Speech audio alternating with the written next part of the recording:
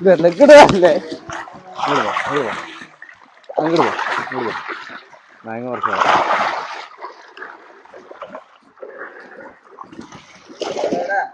ഒന്നും കിട്ടില്ല.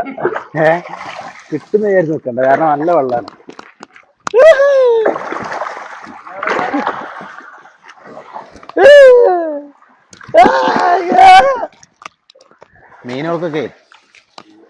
മീനുകൾക്കൊക്കെ നല്ല ആരോഗ്യം കേട്ടോ, നല്ല ആക്റ്റീവായിട്ട് മീനുകളാണ്.